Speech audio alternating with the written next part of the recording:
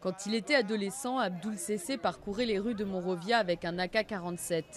Kidnappé à la sortie de l'école quand il avait 15 ans, enrôlé de force, il a pris part à la guerre civile à la solde de Charles Taylor, homme politique qui allait devenir président du Libéria. Il faisait partie des Forces du Démon, un groupe accusé en 2006 de torture, de viol et d'avoir brûlé des gens vivants. Aujourd'hui, à 33 ans, Abdoul n'a pas d'endroit pour dormir et survit au quotidien comme il peut.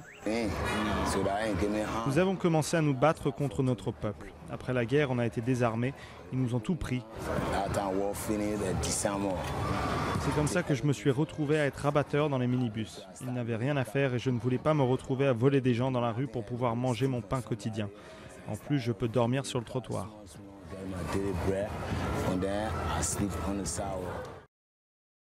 Abdoul était l'un des milliers d'enfants soldats enrôlés pendant les deux guerres civiles qui ont frappé le pays entre 1989 et 2003.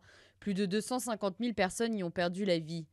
À la fois acteurs et victimes de ces atrocités et laissés à eux-mêmes depuis le désarmement en 2004, ils se battent aujourd'hui contre des addictions aux drogues et contre la pauvreté. La plupart des ex-enfants soldats souffrent de chocs post-traumatiques, mais très peu reçoivent des soins.